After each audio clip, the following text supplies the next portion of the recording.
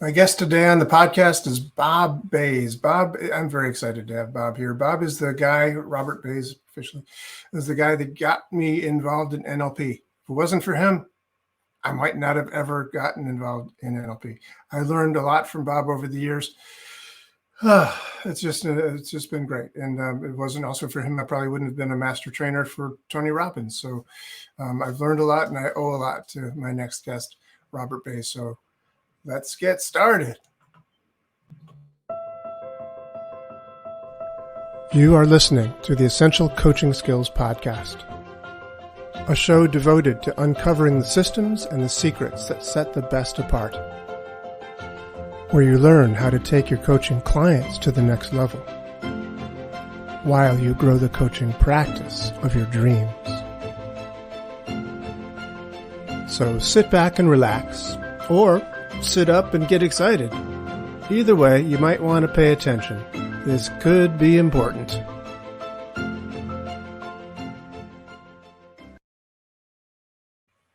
Hello, Bob Bays. How are you? Good, thank you. How are you? Fantastic. Excellent. Hey, I live in Sedona. How bad can you be to live there?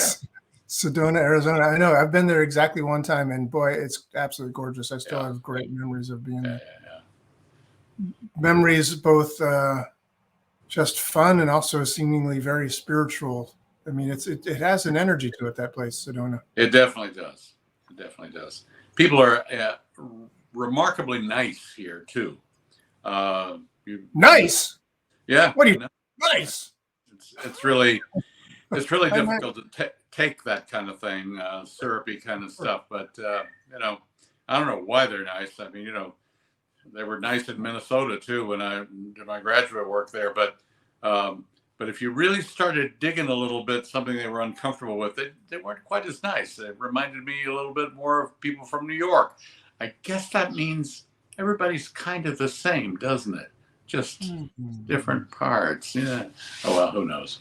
Yes, who knows? So, yes, when I met you, Bob Bays, it was around 1984. Maybe. Yeah. A couple years earlier. I think 82. 82? 82 or 83, yeah. Possibly. It might have been. Yeah. Really? Anyway, I had just run a marathon, and my first marathon was in 82, and it was not successful. I did not finish that marathon. Oh, well, maybe. But I ran with this guy named Chuck, and he was Chuck Newcomb, and he was roommates with this lady named Victoria. Yes. Victoria St. George, and she had a party afterwards for Chuck, and I went to it because we were running buddies. And the people who lived across the street from Chuck there on was it Carroll? No, not Carroll. Garfield Place. Garfield Place, yeah. In Brooklyn. You and your wife Brandon at the time were there. Yes. And you wouldn't shut up about things like body electronics and stuff. It wasn't 82. No, it was definitely not 82. It was 84 or 85. Probably 84. Yeah. Had to have been, because I was, with a particular person at the time. Well, that's more reliable. So, yeah, not only were you talking about body electronics, but my memory is that you were also talking about this young, brash kid named Tony Robbins, who was 24 years old. Yeah. And I was thinking, holy Jesus, will these people ever shut up? Yeah. And you didn't. You never shut up. But, no, it's not in my nature to shut up too long. Anyway. And then my girlfriend at the time, her name was Mary Jo, was really interested in both of these things, body electronics and Tony Robbins. And she got involved in those things and then pulled me in. And, I'm grateful. I'm endlessly grateful to you for not shutting up and for her for dragging me into it.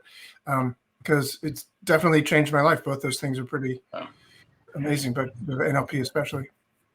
It clears up the year, because I did not think I was into Tony Robbins and NLP at that point. but you came a year afterwards. It was probably 85 It was because 80. The marathon was in 84. Marathon was like November 84. I think Mary Jo did her first firewalk with Tony in like 84. February of 85. Oh, I see. Okay. And then I did mine in like April of 85 or something like that.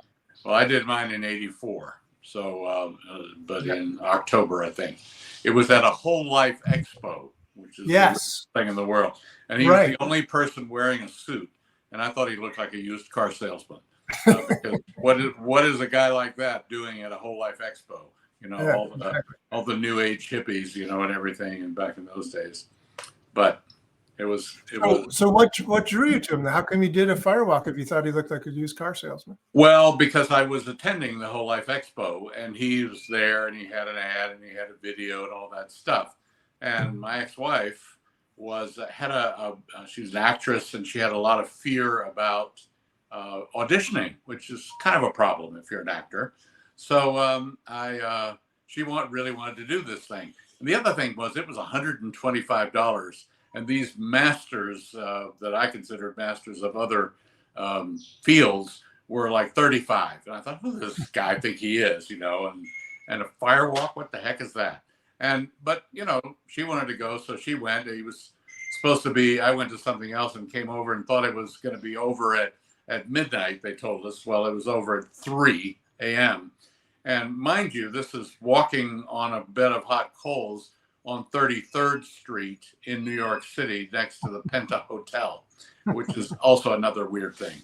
But, you know, but the upshot was the next week she did not have fear of auditions. So I thought, So then I called somebody you've already interviewed, and Mark Thomas, and told him about it. And he brought like 15 people from Buffalo down to the next event. Because if you got 5 people, you got in free. So, you know, so he and his wife and one of his friends, Delano, remember? Yeah, Bill Delano. Yeah. So anyway, little history there. Yeah, little history. He was 24 years old. Tony Robbins was. Yeah. 24. And I thought, how could anybody that didn't go to college know that much about all sorts of things? He said he read a lot. Yeah.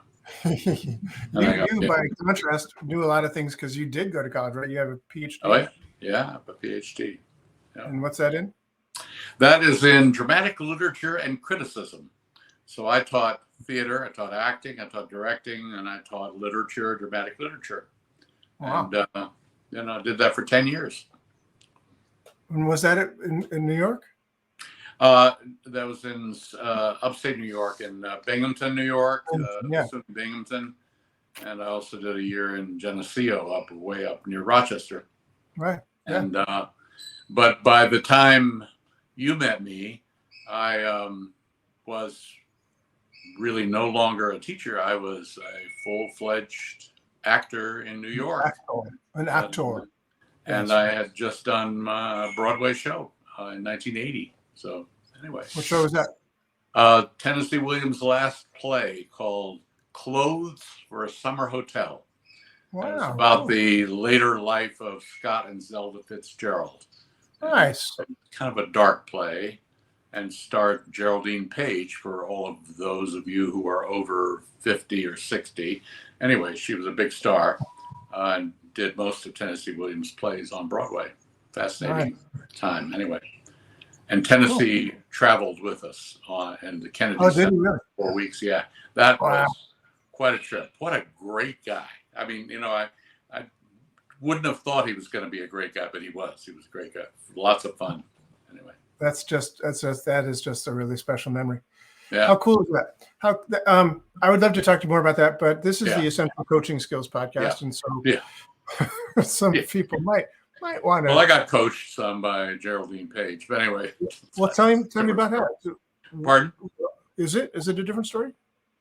Well, no, it's an acting. I mean, she was a well-known actress, and she did some things that I thought were quite extraordinary. And I asked her about them, and she told me why. So, tell us. What part? So, like what? How did she Well, coach? besides the part that I played, which is a very nice guy who interviews Scott Fitzgerald, it's like a 10-minute scene, just the two of us on stage, which is great. Uh-huh. But because of that, I was able to understudy people in the next act who, two doctors, for example. And one time in Washington, one of them couldn't come on, was sick.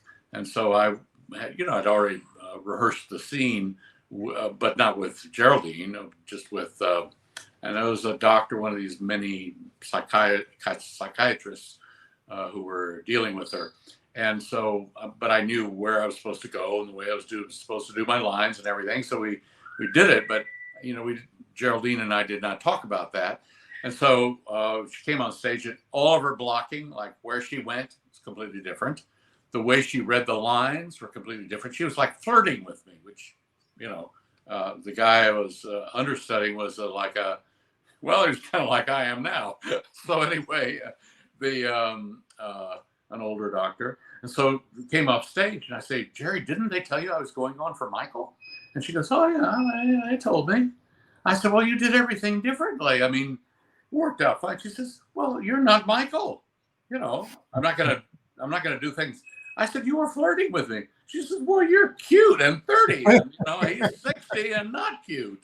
And I go, wow, and I got it. She was playing with a different actor. She did her scene differently, and that was like not according to the script. And so anyway, I learned quite a bit from that.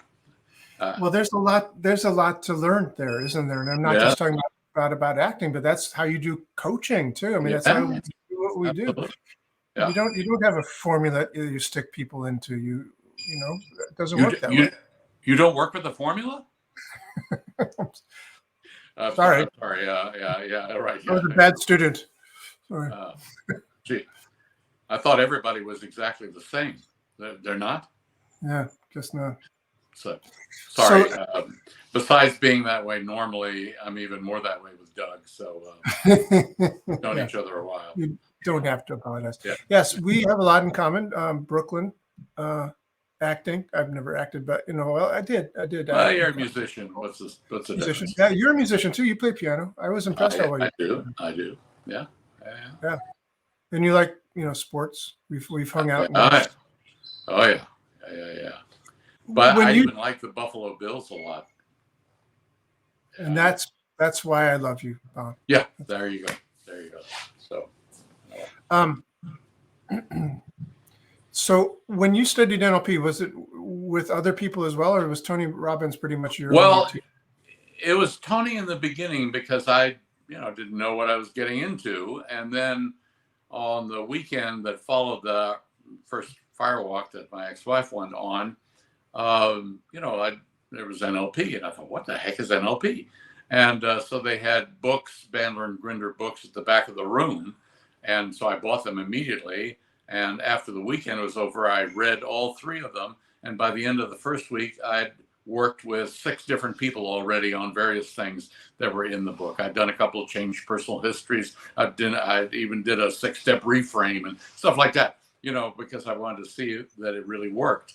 And by the end of the first week, I got it when Tony announced that he was the world's best NLP practitioner, even though, I knew he hadn't been in it that long. But I can see how that might have been true, because if he had spent 50 hours the first week after he learned something, he might have been pretty doggone good right away. So I was impressed. But then I also, I took a course on beliefs from Robert Dilts, which I thought was and fantastic. And the reason I chose to go to a certification with Tony was that because that came like 2 months later in January of '85, is because I saw that Grinder was kind of like I didn't see him personally, but in reading the books, and he's an academic and that kind of stuff, and Bandler seemed a little strange to me, to put it mildly. And then so I thought, well, Robbins is like the opposite of the way I present myself to the world. So why not? Other than the actor part, basically played in a theater for 1,000 people, so a number of times in my life. So I thought, well, this is like a show. This is like both teaching people stuff and a show. It's a performance, and nobody was ever any as good as Tony in terms of motivating masses of people, as you well know. As I well know, yeah, he's pretty exceptional. So you pretty quickly worked your way up in the ranks of Robbins. You became the head trainer. Yeah.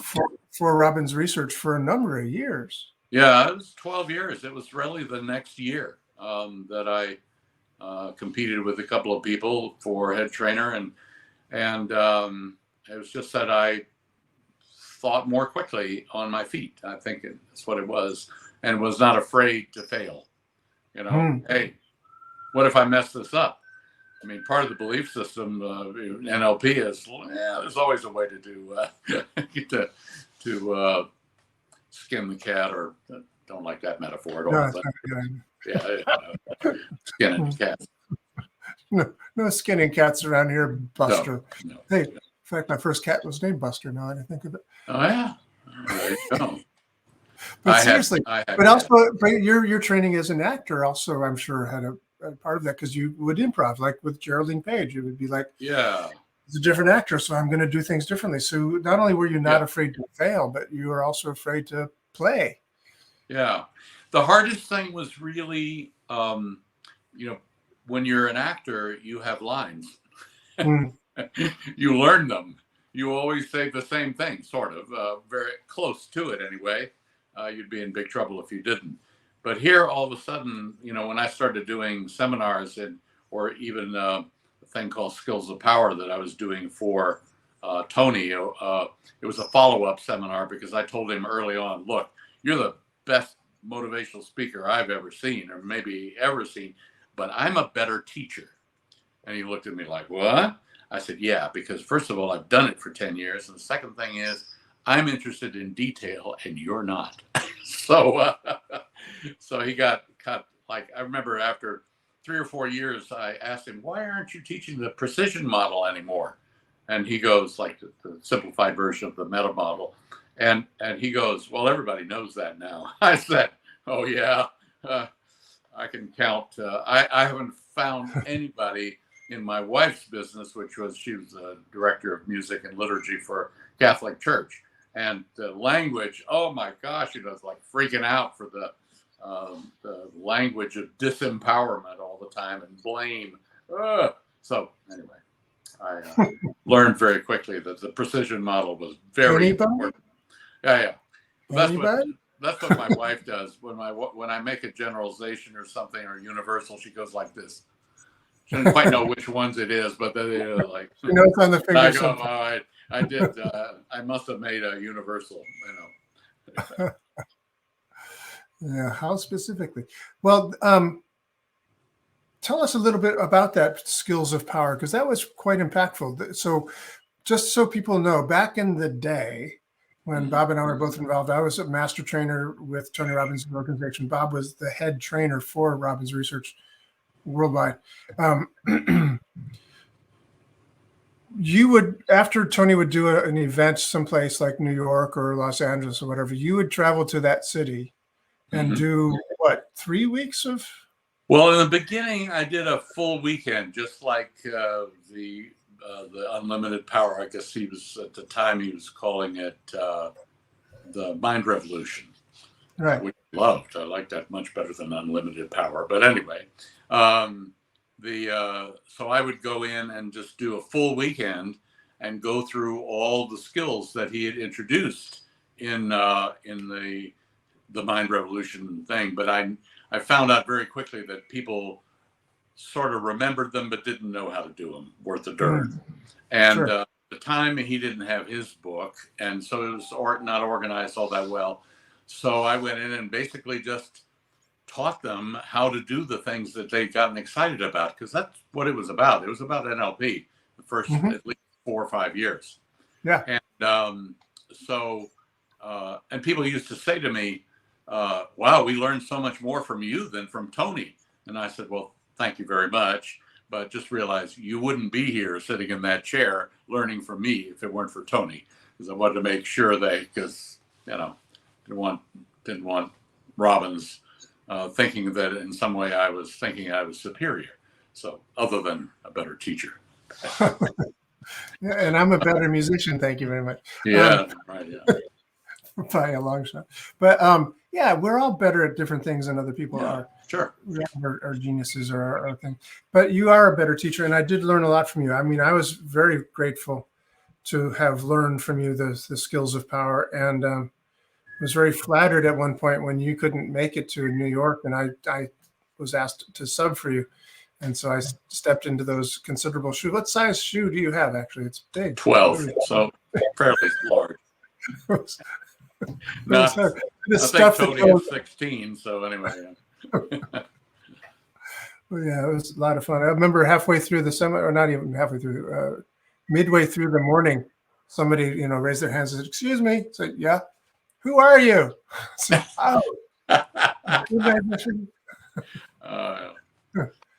they're New York, New Yorkers. Yeah. But after NLP, you wrote a book or two. You got into yeah. One of them, the first one was a book of therapeutic metaphors, stories, disguised as a novel. So it was a novel, in quotes, about a person who went around the world and country, at least, telling stories. Now, in my work as a NLP therapist, there were like 10 different issues that came up, more than once. And so they were about stories that, were about issues that came up in my therapy practice. So I thought, well, this would be kind of cool. Plus it was a little racy and, it's like, well, maybe it'll sell a little bit. Didn't really, but I enjoyed writing it.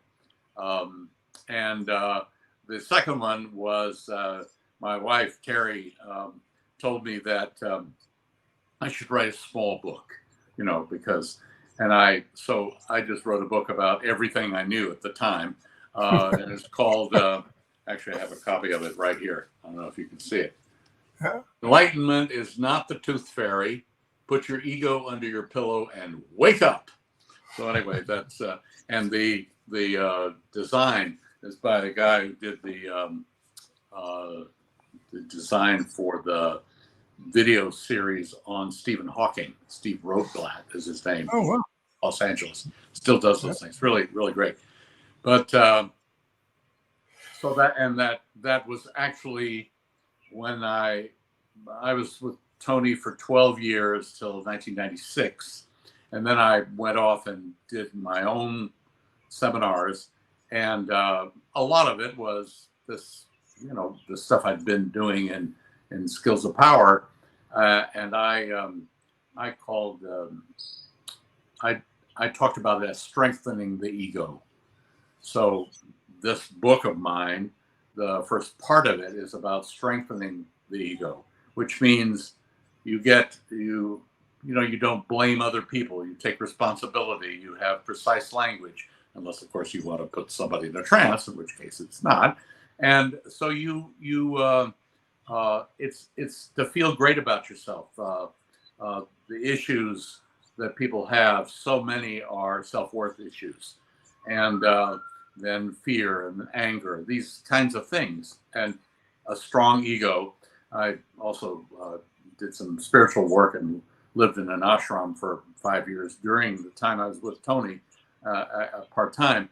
And I remember saying once that, hearing her say once, people always come here and they want to get rid of their ego. She goes, this is a spiritual teacher, a guru. And she goes, I want people to have a big ego, because if they have no ego, what is there to give up? Because, the leap from strong ego to no ego is a much more powerful move. Because if you're kind of mamby-pamby and don't have much of an ego, then you're just sitting around going, please, could you take my ego away? So Hmm. I be a little funny about it, but it really is true, because while you have self-esteem issues, or you're a slave to your fear or anger or something, how are you gonna wake up? How are you gonna from the grip that the ego has on you? And that actually led me to the second, that besides NLP, the second thing I got into was the Enneagram, which means 9-pointed, by the way, if you don't know it. But the reason I did is I was studying it, and I realized this is really, I called it identity, because Tony used to talk about, the beliefs, and identity beliefs are the most powerful beliefs, because they're beliefs you have about who you are. Like, I'm an honest person. And boy, if you peck away at that belief, a person can get really annoyed and really, and I've done that a few times in my life, not realizing I was attacking someone's identity belief. Are you kidding me? You used to do this and this and this. No, I didn't. Maybe it was somebody you know quite well. Like so that. I don't know why you're looking at me when you say that. Yeah, I know. So the point is that these identity beliefs are really form the part of our ego. And I always wondered why it is that I had incredible success with some people in one issue, let's say a fear of flying, and then with other people I didn't. It didn't work very well at all. I did the same things, and et cetera, et cetera. And I realized my first success with it was the first one I actually did, and it was about somebody I knew really well, and he had a fear of flying, and I was on a plane. I'm not going to tell the whole story, but basically in 20 minutes, this guy, the outshot of he was offered a job where he had to fly all over the place, took the job, tripled his income, and basically a therapy that took 20 minutes on a plane. And I thought, wow, I was very impressed with myself. And of course, NLP. So pretty early on. Yeah. I tell that story at every Skills of Power I ever taught, because I remember the story. Yes. Yeah. And the thing is, but a few years later, I realized I now know why it was so easy. It's because his issues in life were not fear issues. See? Now, with my wife, Terry, she's got fear issues. So I had to do something later on for getting on a helicopter in Australia that was quite a bit more work. And that's because fear issues, identity, having fear beliefs. Whereas I was working on was all about self-esteem. So it was more like what he looked like, how he appeared, image points. So so it's like, wow, this is a very useful thing to know. So now when I do any kind of intervention, I ask a few questions so that I have some idea of what side of this triangle: anger, fear, and self-esteem. And those things I strengthen in the book, and also strengthen in a therapeutic context that may be more than you wanted an answer to. But no, that's really cool, because it interests me, because I didn't live at an ashram, but I know who you're talking about. I visited that ashram. I was there a bunch of times. Yeah. And loved that form of meditation a great deal. It really informed a lot of my own spiritual practice, as much as there is one. But also the Enneagram is something I've often found to be absolutely fascinating. I don't know it as well as I'd like to. I know you and Dennis Perman, who's also been on this podcast, really know it well. Yeah. And can look at somebody and say, oh, he's a 3, or oh, he's a 6. Or whatever. Well, this is the problem with it. Like anything else, NLP is the same way. Is knowledge can be a weapon if you use it to say, oh, you're like this. And it's like every other belief is a generalization. And so you have to be quite careful about it. I'll give you an example. When at that ashram, by the way, I was there for a day, and I got word from the guru that I should go to this no ego course it was. I said, well, I'm only here for one day. And the word was go. So we took a little test, and then we were in a room, and this was an international group. So there were about 40 of us in this one group that I was supposed to be part of. And we looked around at each other. There were people that are 90 pounds and people 350 pounds, all ages. You couldn't visually see anything in common. And they came around with a question, and they said, talk about two things. First of all, talk about discipline, and I saw that all of us went kind of, you could tell we didn't care for that too much, even though I found out very quickly, almost all of us had advanced degrees and had been clearly very disciplined. You don't get a PhD without discipline. Yeah. I can tell you that. And other people had the same kind of stuff. So we had done our discipline and we're like, I'm done with that. So we didn't like it at all. It was just a cage, kind of thing. And then the second question was talk about how important having fun is. Oh my God. We were all just like crazy about wanting to have fun. So, in fact, one of my great breakthroughs was that on one of the stretches, remember at the certification things, we had to climb a 50-foot telephone pole and then stand on the top of it and jump off at an almost impossible to grab trapeze, so no real fear at all. But I did it and I hated it. Hated doing that thing. It was hot, even though the view from on top, it was in Hawaii and all that kind of stuff. But the problem about it is that I didn't have fun. So Tony asked me about it. I said, I hated it. And he said, really? Didn't you have a feeling of accomplishment? I said, I don't get the feeling of accomplishment unless I'm having fun doing it. And he goes, wow, that's interesting. So what are you going to do? I said, I'm going to figure out a way to make it fun. So I did it again, like 2 days later, and I sang all the way up. And the song that I sang was from Noel Coward, A Room with a View, except I changed it to A Pole with a View, and you, and no one to... So anyway, I had so much fun. People were asking, what were you doing going up there? I said I was singing, So there you go. Funny. So where would you say that all those people in that room at it was Guru Mai, right? Yeah. With all of the people in that room that Guru Mai sent you to, that you were all in the same number? No. This was a group out of 40 out of 400 people or so in the room. Well, I know, but would that mean you were all number ones or all number sixes? No, we were all number sevens. You're all number sevens. Yeah. But the interesting thing is at the very end, now she had an earpiece in the ear of the person doing the presentation.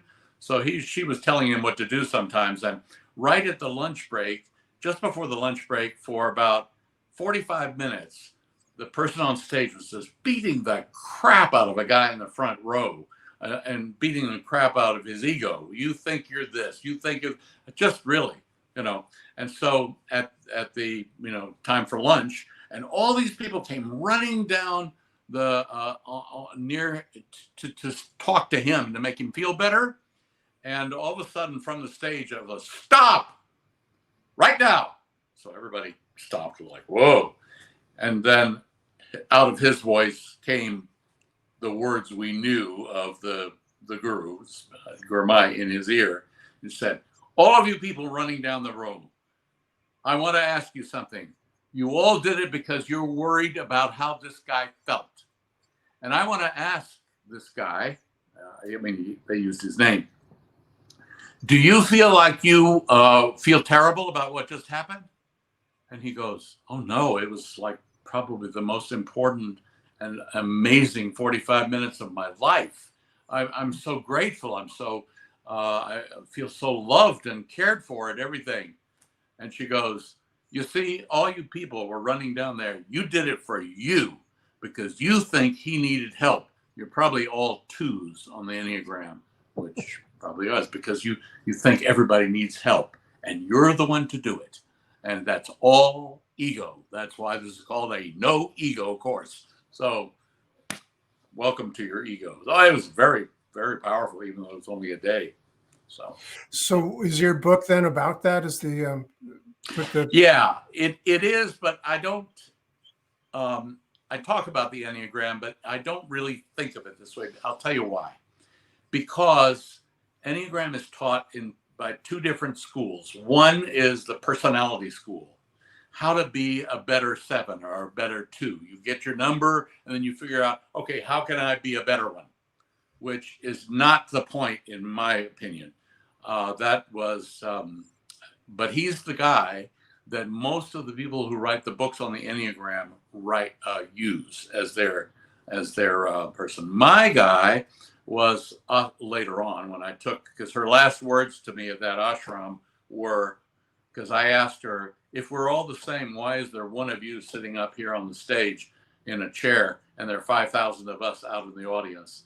He said, I know what you're saying. I know that you would say we're the same, but it doesn't look like that visually. Siddha Yoga looks like the form of it is not the same as what we're learning in the whole yoga. And she looked at me and she goes, you need to study the Enneagram. Really? They're only words. And 2 weeks later, thanks to that same person that lived across the street, Vicky, she found a workshop that a fellow was teaching in Boulder, Colorado, which I went to go. And by the way, at the end of the first day, he said, by the way, my wife gives satsangs in the evening, and you might want to go listen to her. It's free, and blah, blah, blah. So Vicky, who was there as well, and I went to it. And one of the questions somebody asked was, if we're all the same, why is there one of you up here and 100 of us out here?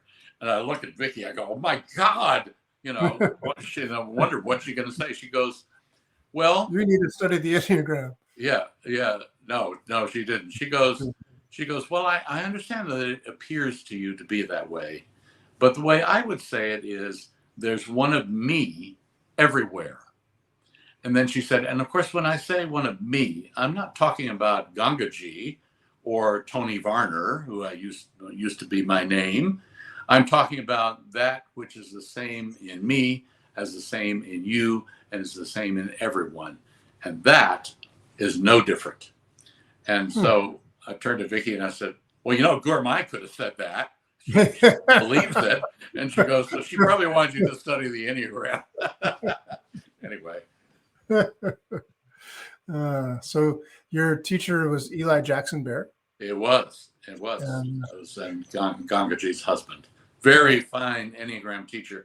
I knew about him a couple of years earlier because I'd read an introduction to a book that was about his spiritual teacher or guru. That guy would not have liked being called a guru. Was H.W. Punja, or Papaji is known. Mm-hmm. And he wrote the introduction of that book, and he didn't even have his name on there, but he said he had background in NLP, and he had been in Siddha Yoga, and and I thought, my God, this guy's like very similar to me and looks like probably the same age. So that's when they told me about it. I said, this is the guy who wrote the introduction to that book. And gosh, a few months later, I was in India with him. So that's a whole nother story. But it was basically non-dual teaching. And that's been I've been with that since I was 18 years old. So, since you're 18, really? So you were doing actually 16. Come to think of it, my parents were amazing. I mean, my father was a devotee of Ramana Maharshi in the 1950s in the United States. Nobody even knew anything about that sort of thing in the 1950s in the U.S. I don't think. And so in 1963, we went to Switzerland, all three of us, and spent a summer in Zanen, Switzerland, which is near Gstaad. And the reason I say that, Elizabeth Taylor was in Gstaad, so there were a lot of people going around there. But he was giving talks, and I remember that so clearly. And after about a week, I said, I think I'd like to leave now. I want to go to Interlaken and spend some time there. And my parents go, why? I said, well, I get this. I get what he's saying. I, understand it completely. And, as any 16-year-old, would. And I'm just a little more interested in girls right now. It took me like 20 years to realize you could actually be interested in girls and yeah. But he would, I learned the one thing from him was question everything. So, which I learned to do, and stay away from gurus. From gurus. I had until 1989. So 27 years but I fell in love with my guru. So, what can you do? A beautiful Indian woman who is enlightened. How can you resist? Yeah, that's true. Aren't they all, really? I don't know. The point is that once the Enneagram helps you, or identity beliefs. I just call them identity beliefs. In fact, I did a seminar for years called the Identity Factor. And it was about this because, beliefs are really important, but then didn't realize that they have different types, 3 different groups, which is basically what the Enneagram is, 3 different groups of identity beliefs. And I gave them archetypal names: warriors, seekers, and achievers. And they have movements. The ego has movements. It moves against, which is very easy to recognize. It moves away, and it moves toward.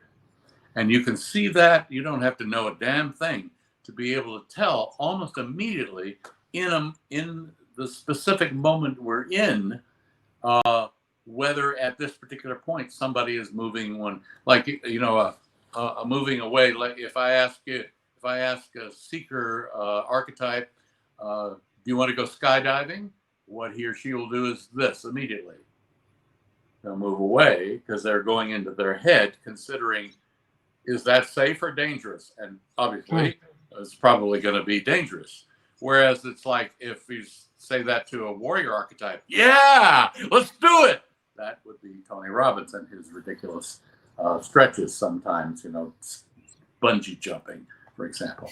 And then I got really mad at myself when I allowed myself to be talked into that. And then the other one is moving toward. You make friends with fear. It's all about fear, and it happens when you're 2 years old. I mean, so for you,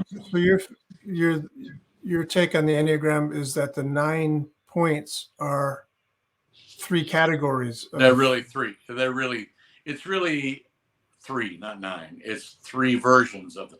There's a core, an inner, and an outer for all 3 of it. It's like is that what the triangles do in the Enneagram? Is that those are the 3 that are? Yeah, that's the base. The base thing is the triangle, and it's the 9, the 6, and the 3. But the others are aspects of the same thing. The warrior core point is presence in the upper version, but when it gets into the body, it becomes a warrior who moves against pretty much everything, against people, against situations. Like, I have to fix it. People who want to fix everything and fix you and fix all that. Our most illustrious warrior from recent times is running for president again. So just so archetypal, you just can't believe it. But see, the thing about the way it's taught a lot of times, that's the 8. Well, but it's not a personality. It's a fixation, because Oprah Winfrey is an 8 too. Joseph Stalin was an 8. So, I mean, that's maybe a little bit more understandable. But the point, and so was a great spiritual teacher, including Baba Muktananda, Guru Maharaj's guru. He was an 8. But how do you know that personalities? How do you know that they were 8s? Well, you can tell by when in the books, when they talk about motivation, you can't really, people who say you're this, you steer away from them, because it's the motivation behind you.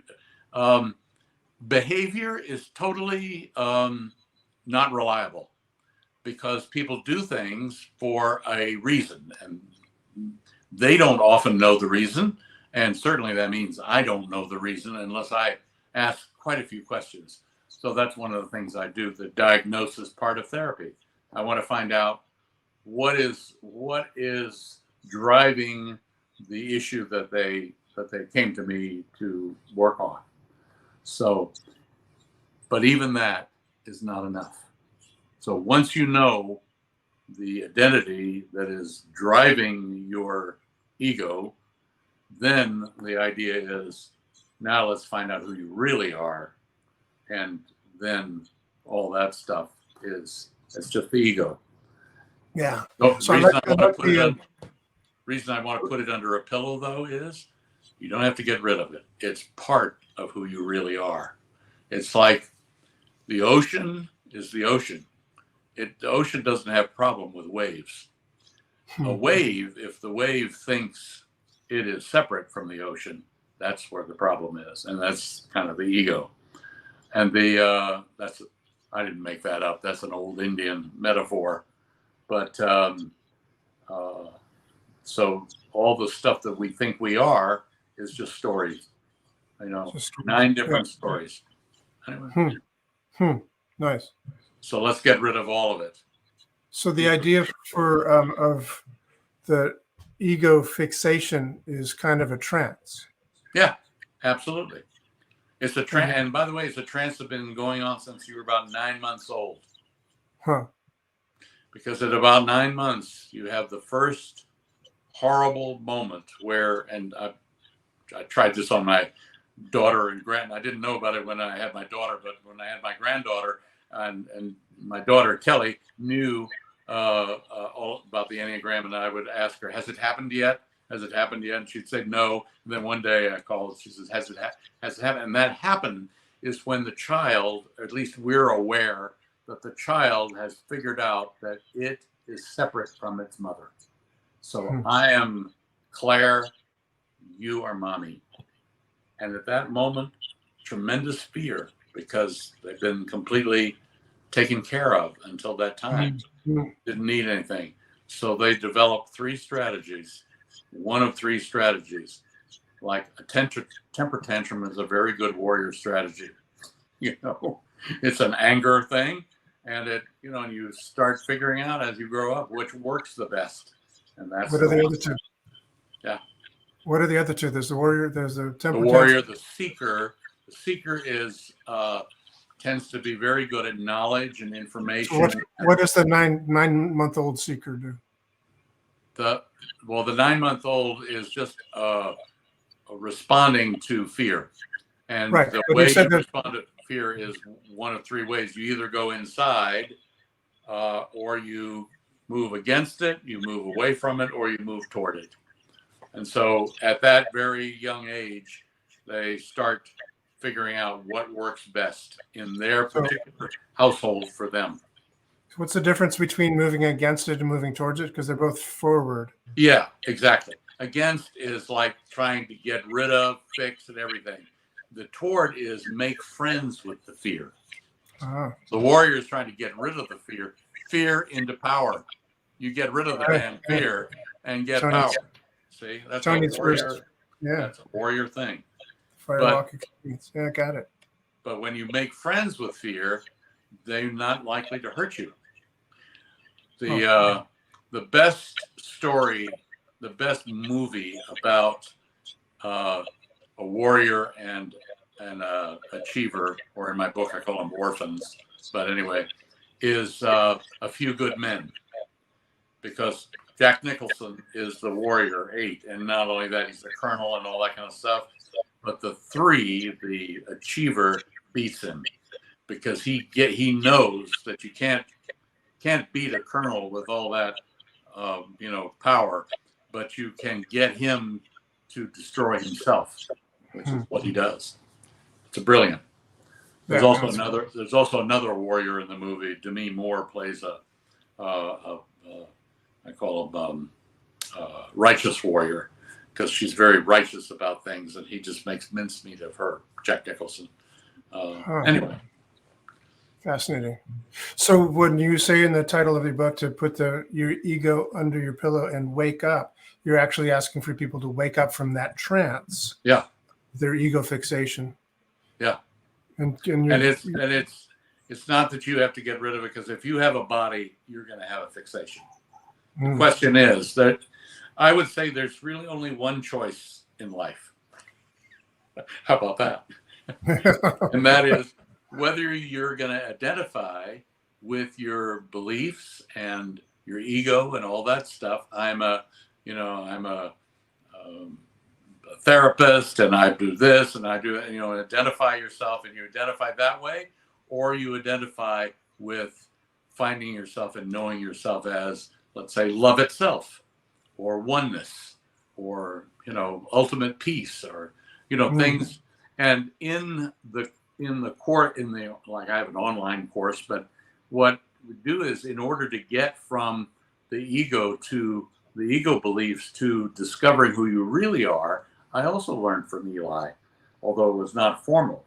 He basically takes any kind of emotion that you have, like, let's say, fear, and he says, okay, so breathe into it, feel it fully, and then drop deeper. What's deeper than fear?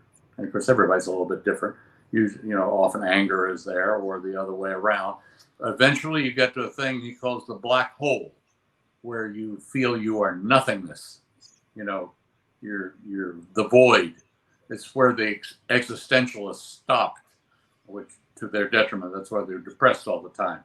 But there, you actually can drop deeper than that, and deeper than that are like kind of nice emotions, like peace and love and all that kind of stuff. And you have to be careful, because you can think, hey, peace, I am peace. Ooh, I like that. But the fact of the matter is, deeper than that, and deeper than that, and finally, you get to a place where there are no boundaries, and who you are is everywhere. It's not limited to your body.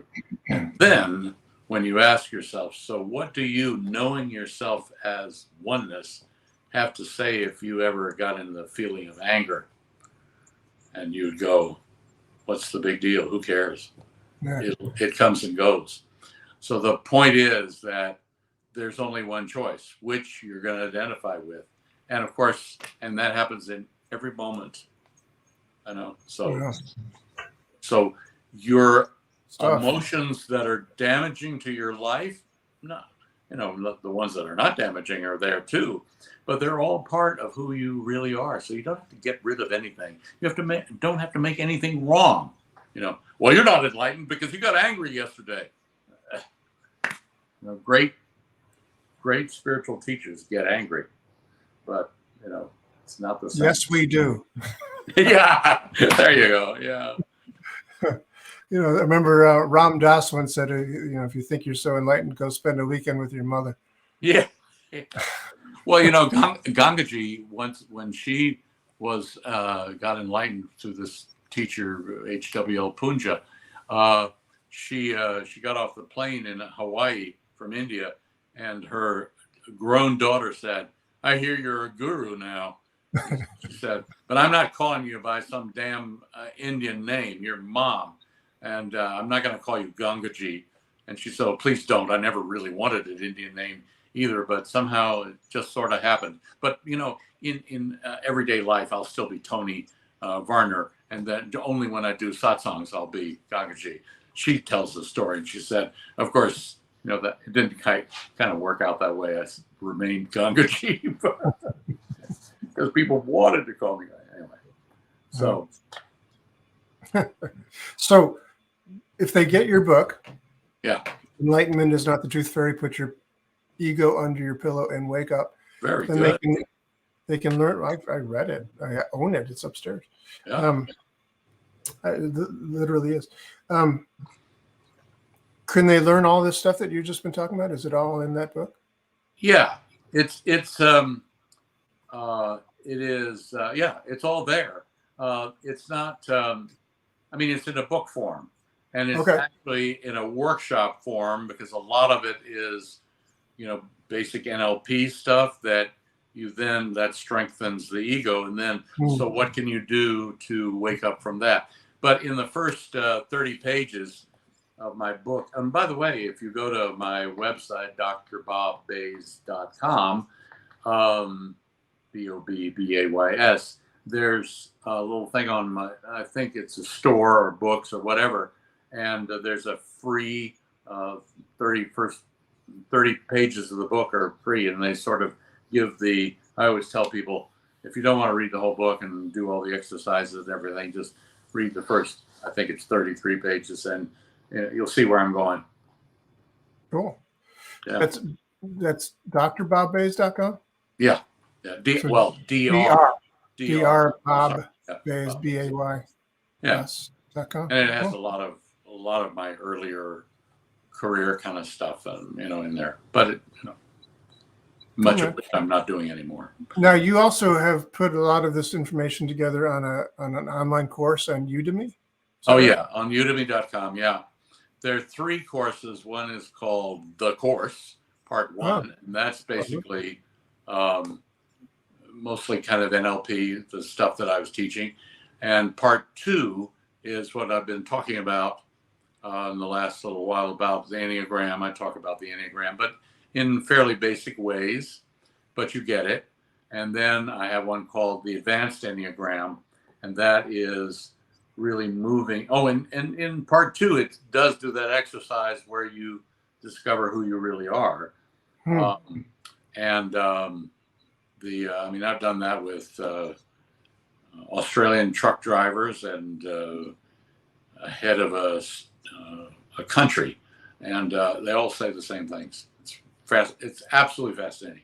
In fact, some of the most profound things I've ever heard came from this Australian truck driver. Well, if I ask myself, what would oneness say to when I get very angry, he had a more choice word, I would say, well, to heck with that. That's nothing compared to oneness, because I can have the anger too. Anyway, but the way he said it was just so, pardon my Australian accents. I have been there 16 times, so I've been around a lot of Australians. So you get to do it if you want to, gosh darn it. No, well, except that when you know where you really want to identify, you don't really want to do it that much, and you recognize, yeah, I had another choice here. But you don't beat yourself up. One of my teachers said the biggest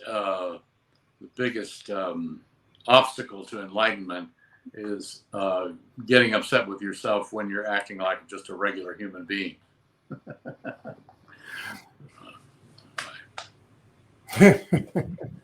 So where do they find, where's UDEMY? UDEMY.com. It is the most one of the biggest online course things. I think the only way you find my course is by putting Bays in there or Dr. Bob. They're just a huge, it's under a category called spiritual and blah, blah, blah, blah. It's harder to find it anyway. It's the same thing. Pardon? I said I would like to check that out because, as you said, you're a better teacher than Tony. And Tony back in the days, as we both have said, was unparalleled. He's great as far as motivating and inspiring masses of people. Getting them to do things. Really kind of an amazing speaker. And yet he gave short shrift to things like, details when it came to how specifically to do a particular. And yet he was a master at using it. Oh my God. He was incredibly good. I sometimes will tell this story of at being at I think it was my first, maybe my second certification. It was in Scottsdale, Arizona, actually, not far from where you are now. That was the third, yeah. Well, was your second, yeah. My second. But he did that's when I became head trainer. Oh, is it? Yeah. He did a 2.5 hour demo of how to do a 6-step reframe. Yeah. Yeah. It was horrible from a demo point of view. From a demo point of view, it was horrible because it gave the impression to 1,000 people really that's how to do a 6-step reframe. And then he said, okay, let's get together in groups of 2 and everybody, do it in one either. So let's meet back together here in half an hour. It's like, what?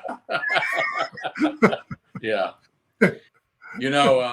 That's why we had such long days with Tony Robbins, I think. But do we have enough time for a story about Tony, which is, I think, quite good? All the time in the world, Robert Bays. Go ahead. So I'm just trying to think if Tony would not care for. No, he would care for it. So anyway, in the early days, he used to tell a story about his partners, because remember, he was 24, and he had some business partners, and they were going to go to India to be with a guru. And so he decided he wanted to go along because he was afraid they were going to go off the deep end and stay there forever. So he went with them, and the first thing you do when you get in an ashram is they give you seva, which later on he said, I like the word seva, and I like what it means because it means you save a lot of money when you get people to do work for you for free. Anyway, I thought that was very funny. So he would tell the story. They give you seva, and they wanted him to lift heavy things, and he had a bad back. So they put him in the place that he hated most in the world, the kitchen, doing dishes. And this was during the monsoon. So the water was like, that high on the floor with, food, running around. Just really gross, as he described. He would tell this in great detail of disgust. And he would use very strong language about how he hated this blinkety-blink stuff and this odd blinkety-blink ashram and this blah, blah, blah, and all this stuff, just in loud. And, of course, the audience at the seminar would laugh really strongly and make faces.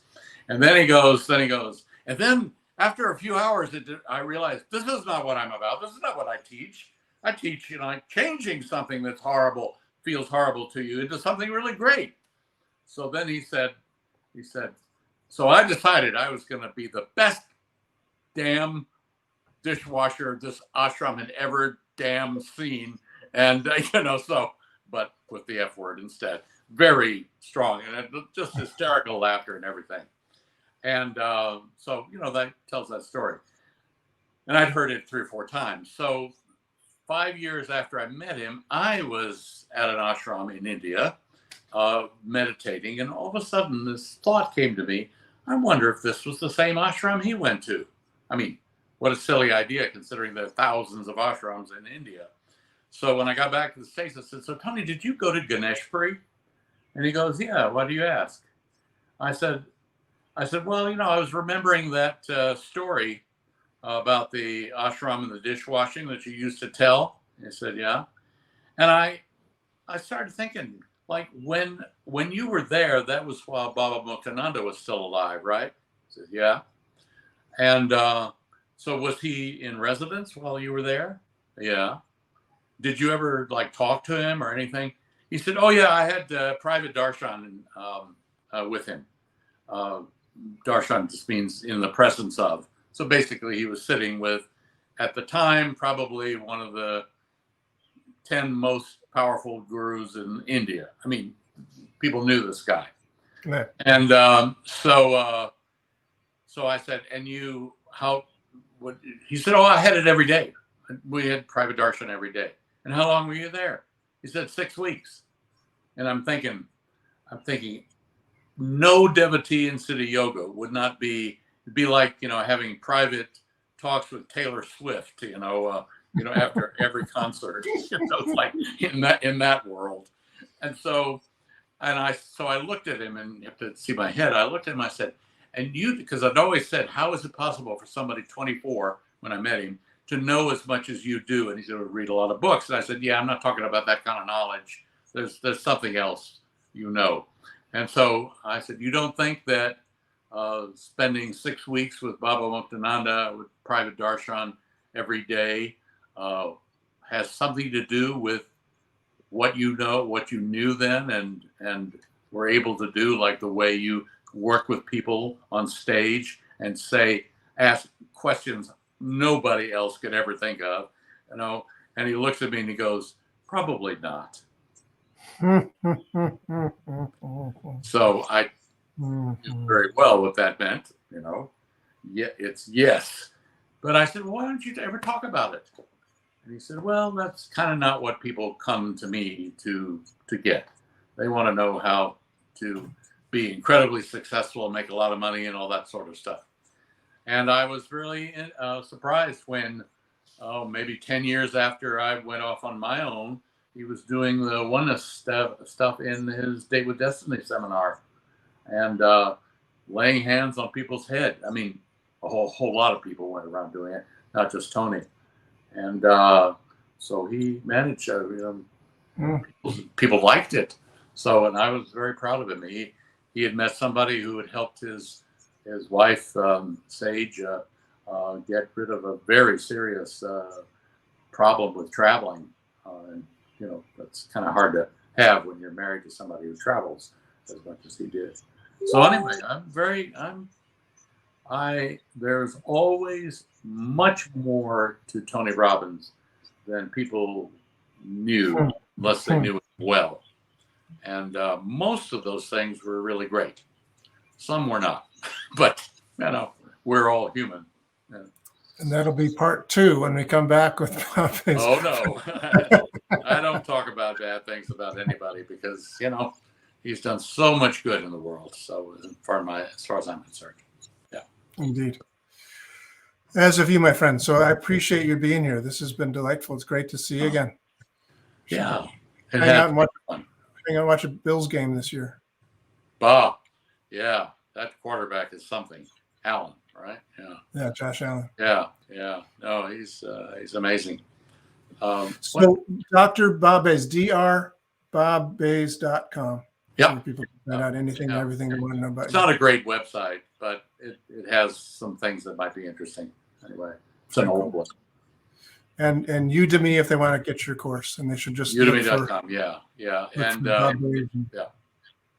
what did you know the title of you must know the title of your course. It's just the course part 1. Okay. And the course part 2, and then I think I have it written here. No, I jumped right.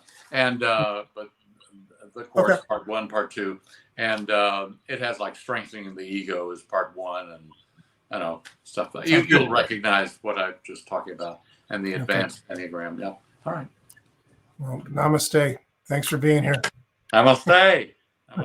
So great seeing you, Doug. You too. Take care. This has been the Essential Coaching Skills Podcast.